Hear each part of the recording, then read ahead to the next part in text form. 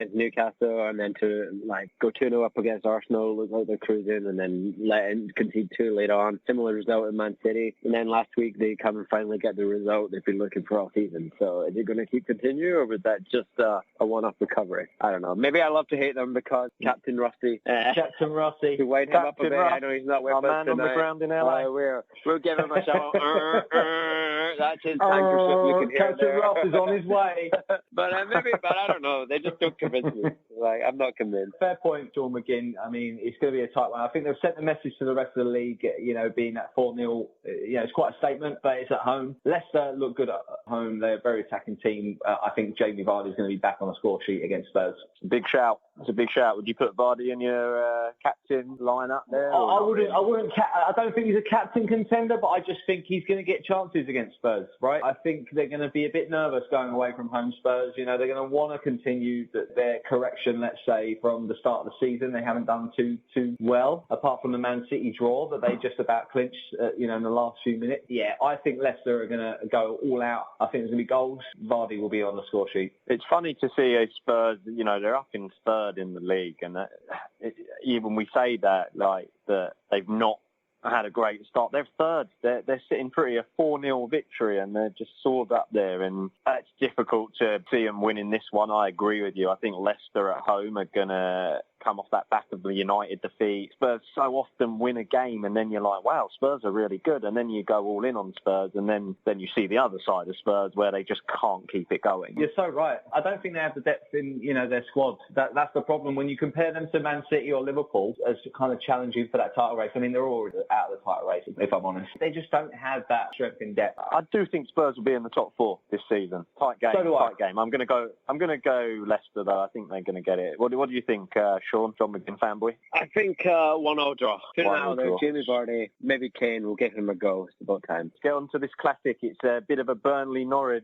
That's our third one of the weekend. This is a good game. This is one where I'll be hoping to see a few goals here. I said this last week. What gets you excited about Burnley-Norwich? It's a really tight one because Burnley are great at home, aren't they? Right? And they've gone back to Burnley of old. They're hard to beat and they work hard, press very well, and they work really hard for each other. I know I've mentioned Ashley Barnes. He seems to be my man of the week at the moment, but I think Ashley Barnes is going to score in this game. I think it's going to be another high-scoring game. Norwich will be absolutely jubilant after beating Man City at the weekend. I just see a lot of goals. I see both teams going out to attack. Burnley can't just sit back like they do against the bigger teams and just counter-attack. They have to go at Norwich, being a newly promoted side. And yeah, I see goals. If you've got Pope, which a lot of people do have in goal, then I don't expect a clean sheet. I think that what you've just said there is the reason this excites me is because Burnley can attack and defend quite well. Norwich can't defend. Norwich have let in 12 goals already this season, one more than Chelsea,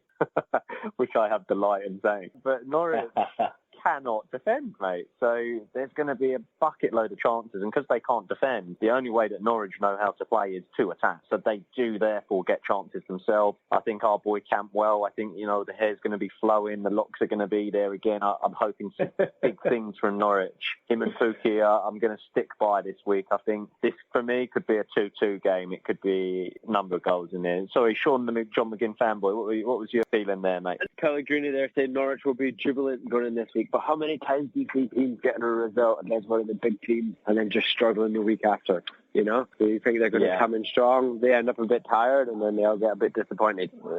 You're right. Maybe Burnley will just turn it on and we'll see something there. Player-wise, I don't know. No one is striking out in my team. So if you had to choose Ashley Barnes or Pukki in this game, who would your money be on? This Pukki thing is, when's it going to end? Is it going to end? I think I don't think any of us have him in our team at the moment, and we're all kind of hoping for him to fail, thinking, this can't last. Is that just blind now? Speak for yourself, mate. I've got him up top. I hope the guy gets the hat trick. Wow. And that's I love the man. You in the league.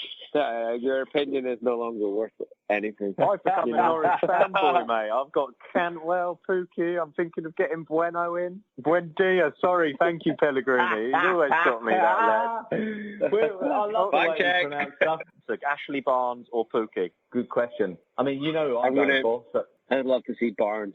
Just going Barnes. I can't bring it to put. I have this, psychological thing that I've missed the boat on Pookie, and as soon as I put him in my team, he'll fail. And I think it's naivety, as I just said. But hey, let's go Barnes. And I know Ricky Pellegrini's going to go for Ashley Barnes because he's been tipping Peter, who needs a midfielder, to get Ashley Barnes. So he obviously loves that bit of Ashley. But I think Ashley Barnes could be a good shout. As I said, Norwich have let in 12. I think Ashley Barnes is not a bad shout there.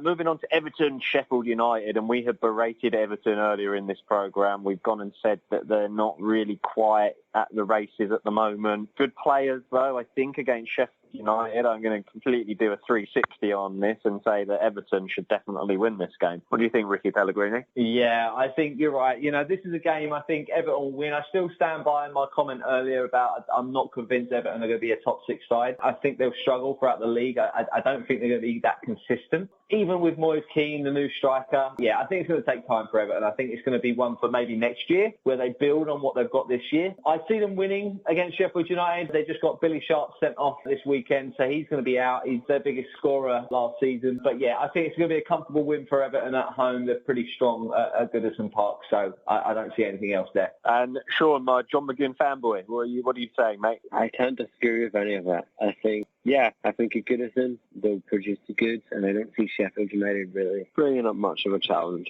I mean, if we've got listeners out there, though, thinking one Everton player to bring in for this game, I mean, I agree with both of you guys completely. I do think it's going to be maybe a 3-0 or a 3-1. I personally would look at Iwobi. What do you gents think? Yeah, Everton with Richarlison. We're still waiting for Sigurdsson to turn up, right? Because we are. I know I was frustrated him at the beginning of the season, but this is the kind of game where you can see him getting like an assist and a goal, right? And you can see that. Going back to your question, Iwobi, I do like Iwobi. I think he's a good player. Yeah. 2 seasons ago, I thought he was one of the best players in the Arsenal team at one point. So whenever he came on, he looked like he was going to create something. He's a handful for defenders and for wingers. Yeah. I think I would definitely agree with you on Iwobi, but Sigurdsson and Richarlison are still the top players for me. You see, the reason I like Iwobi is because when he gets a chance, he genuinely hits the target. And I think if you're hitting the target, you got a chance of scoring a goal. Goes without saying, doesn't it? So Iwobi as well, he started to break into the team. He played a full 75 against Wolves, and then last week he played the full 90 against Bournemouth. So I think he's got a chance of starting against Sheffield United. Perhaps he's got some form with a goal to his name in the game against Wolves. So anyhow, let's move on from that then. So we're saying either Iwobi, potentially Sigurdsson. He might be coming back, but we haven't seen it from him so far. So Iwobi would be our shout there. We then got Man City, Watford. Man City got to bounce back, surely. Wow, they have to. They have to send the message, right? It's going to shock the players. You could see it on their faces, right? Aguero, he had a chance at the end that could have levelled it. Jesus did as well. And you can see it on their faces, that's what winners do. They get very angry, obviously, if they're not winning every single game. Some folk might think, it's a one-off, they lost to Norwich, but they were angry. And so was Pep, even though he's always a gentleman about it at the end of the game, congratulates everyone else. They will not be happy. They will be looking to prove a point. Otherwise, if they come out against Watford and they don't just go all guns blazing, then the rest of the league are going to go, okay, let's all have a go at Man City. I'm not going to be afraid of them anymore. So, I see a big scoring Man City. Even though, again, Watford, I don't think their position in the table really reflects how they're doing. I think they're a better team than what they're showing in the table. But I can see a 5-6-0 here. I mean, they are bottom of the table, Watford. Let's not forget that. They've only got 2 points. Yeah, they drew against Arsenal. They came back, fighting spirit. I'm not convinced. I don't think they're going to be struggling for relegation, put it that way. I don't think they are either, but I think they're going to be in trouble. Man City are going to want to come back. Watford, I think De Bruyne is going to start. I think Man City, for me, certainly looking to bounce back and give someone a hiding after that and show the league what they mean. Sean, can you see anything different there? Do you think Watford have got any chance? You just convinced me they have no chance. Both of you. Yeah, I agree with what Ricky said there. I think he convinced me to keep Aguero captain again. Just saying 5 or 6, and if he doesn't, then he'll owe me some points. There's a point on that, and you know what? Fair play to you, for Sean McGinn, for sticking with Aguero as well, because Jesus is back. He's back from injury. So this is where we start to get a little bit worried about the rotation. But look at it. Aguero, every single game he scored. Scored every single game this season. So there's no signs of aging for Aguero. He's the second in the league, let's say, for the top scoring players in FPL. Pukki is top with 49 points. Aguero's got 46. Salah sitting pretty in third with 45. Like you say, John McGinn, it was a great shout to bring Aguero in at the time that you did. You just talked about De Bruyne earlier on. You also talked about that 4-0 gubbing that Scotland got off Belgium. I don't actually think they got them off Belgium. I think it was all De Bruyne. If you watch that, he is on fire at the moment. He's actually fourth in the Fantasy Premier League form table. You know that, an averaging of 9.0 goals points per game, which puts him behind Sterling, Pukki, and Salah. 33.2% of people have De Bruyne in their team. Is he worth a shout? I was a bit gutted because he was rested. He started on the bench because of the Champions League game. Let's not kid ourselves. When he came on, he was probably Man City's best player. Even though he only played a good 15, 20 minutes or so, he still looked amazing. And you're right, stole all the headlines for that game against Scotland. Yeah, I wouldn't disagree with any of you guys there. I think Man City, then we're seeing a drab in there for Watford. Whichever Man City player turns up, you can't ever predict it, but a Man City captain could be worth it. It could be Aguero, it could be De Bruyne, it could be Sterling, but Man City definitely is some good value. And we move on to Newcastle, Brighton. So I think if anyone's going to win, it is going to be the home side, for obvious reasons. Mm-hmm. It's going to be the slightly later kickoff. It's the 5:30. The Geordies will be super up for the game. They'll be ready. I don't see Brighton getting a result. No offence to Brighton, they look good going forward, but I think Newcastle will be too organised for them. But I honestly think it's going to be a 0-0 this game, so we'll see come Saturday lunchtime. If you were thinking of making your transfer this week, one transfer or two, any value at all in any of the players? Or are we...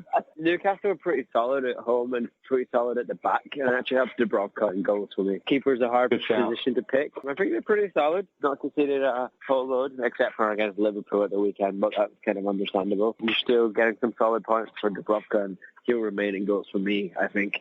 And Brighton, though, we're not seeing much luck for Brighton here at all, so I would say no one from Brighton. Game to avoid. Yeah. Okay, guys, that will take us through to Saturday then, and we'll have finished Saturday with the Newcastle-Brighton. We'll all be gagging for the Sunday because we have got some blinding games. It starts with Crystal Palace-Wolves, getting us in easy. Palace-Wolves, not a bad game. I like these two teams. I think Palace were unlucky in a way against Spurs. It's hard to say unlucky when you got drubbed 4-0. They're not that bad. I think it's going to be a tough game, though. Wolves on the back of a 5-2 drubbing from Chelsea. Surely there's going to be some goals here. Surely it can't possibly be 0-0. Both of these teams have conceded. Well, Wolves have conceded 10. Palace have only conceded 6. 4 of those were against Spurs, which is what I was trying to get at. I'm going to go Palace in this one personally. What do you boys think? I think Wolves are going to be in trouble. If Wolves don't get a result, I think they're going to be in trouble because a lot of people are already jumping on their backs about the Europa League. Personally, agree. Crystal Palace at home, Roy Hodgson, I see them winning this. I don't think there's going to be a lot of goals, to be honest with you. I think it's going to be another kind of low-scoring game, maybe a 1-0 to either side. If I'm going to have to put money on it, I would go Crystal Palace. And your lad, Ayew up front. I've been licking my lips at this game because this is the strength of the team, and I feel like Ayew, he's got a chance in this one. He didn't do so well last weekend. He got 1 point for me. He got a yellow card and he got taken off after 70 minutes. So you can never tell, can you? But, this is a sort of game where I'd expect him to come and turn up, and I'm hoping he does. Looking at some stats here, actually, 500,000 people have transferred him into their team. 200,000 have transferred out. It's a net inflows for him, and he's looking at 5.2 points a game at the moment. He's expected to get 4.3 points next game. Is that good enough for a striker? In and out, right? Yeah, exactly. They've been listening to us, mate. They've been listening to us. Definitely.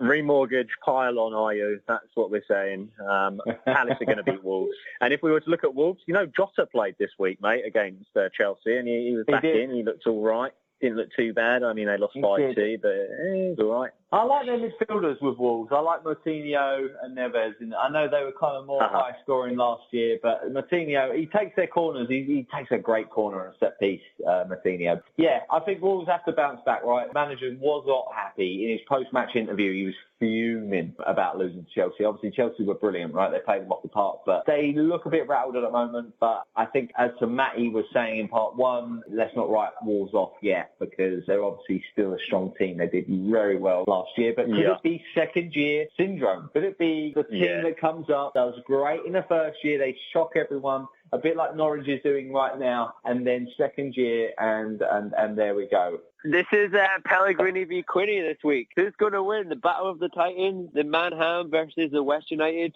Sure, that's what it is. Both of you guys, I don't think any of you guys should be allowed to comment on this game. Is it between Lanzini? Is it between James? Who's going to shine here? Who's confident? Who's triple captain on one of your players against each other? Jimmy Ferguson, you go ahead first because you are the host. You are the man, Jimmy Lineker. So go ahead. Massive game.